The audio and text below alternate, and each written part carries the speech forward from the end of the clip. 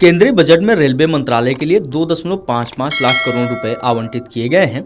इनमें राजस्व में 3445 करोड़ रुपए और कैपिटल एक्सपेंडिचर में 2,52,000 करोड़ रुपए खर्च किए जाएंगे। इस तरह रेलवे बजट में कुल खर्च 2,55,445 करोड़ रुपए का प्रावधान किया गया है। बजट में पेंशन फंड में 66,000 करोड़ रुपए रखे गए हैं।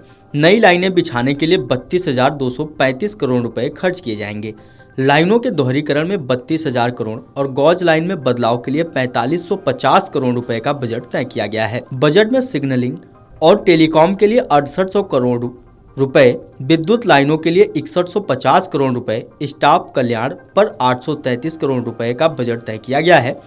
रेलवे स्टाफ की ट्रेनिंग उद्देश्य के लिए 301 करोड़ रुपए खर्च होंगे। वहीं रेलवे सेफ्टी फंड में 45,000 करोड़ रुपए ट्रांसफर किए जाएंगे। रेल मंत्रालय रेल हादसों को कम करने के लिए खास कदम उठाने जा रहा है।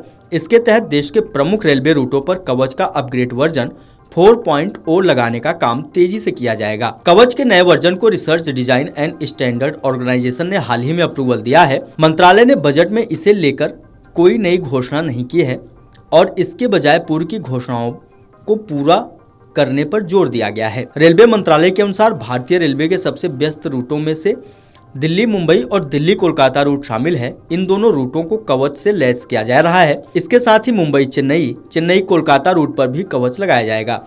इस तरह कुल मिलाकर करीब 9,000 किलोमीटर लंबे ट्रैक को कवच से लैस करने की तैयारी है। रेलवे से जुड़े एक सूत्र के अनुसार आने वाले समय में रेलवे के पूंजीगत व्यय यानी कैम्पेक्स पर आवंटन 20% तक बढ़ाए जाने की उम्मीद थी। रेलवे के अनुमानों के अनुसार पिछले बजट में इस मद में मिले 2.65 लाख करोड़ रुपए में से करीब 80% खर्च कर लिए गए हैं।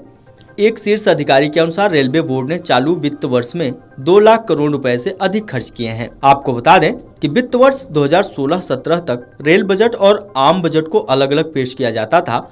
वित्त मंत्री अरुण जेटली ने पहली बार वित्तीय वर्ष 2017-18 में रेल बजट और आम बजट को एक साथ पेश कर 92 साल से चली आ रही प्रथा को समाप्त किया। पहले संसद में 2 बजट पेश किए जाते थे, एक रेल बजट और दूसरा आम बजट।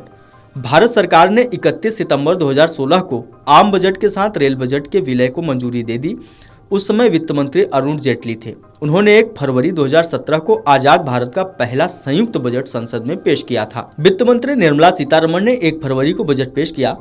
इसमें रेल बजट भी शामिल है, लेकिन हमेशा ऐसा नहीं था। वित्त वर्ष 2016-17 तक केंद्रीय बजट से कुछ दिन पहले रेल बजट अलग से पेश किया जाता था। 2016 में रेल मंत्री रहे पीयूष गोयल ने आखिरी बार रेल बजट पेश किया था। 92 साल पुरानी यह प्रथा तब समाप्त हुई जब वित्त मंत्री अरुण जेटली ने वित्तीय वर्ष 2017-18 के लिए केंद्रीय बजट के साथ ही रेल बजट पेश किया था। साल 1947-48 में जब देश आजाद हुआ था, उस समय देश का रेल बजट 14 करोड़ 28 लाख रुपए था।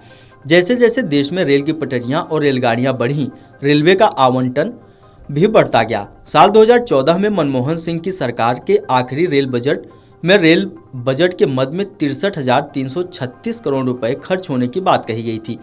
पिछले साल 2024-25 के बजट में रेल बजट का आकार बढ़ाकर 2,62,200 करोड़ रुपए पर पहुंच गया।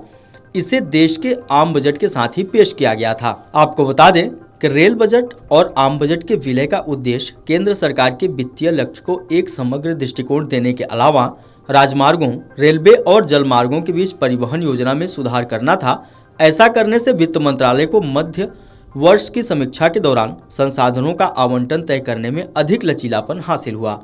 Video desk अमरउजाला.com। अमर उजाला जीवांजलि के सारथी की मदद लें और महाकुंभ में स्नान जरूर करें।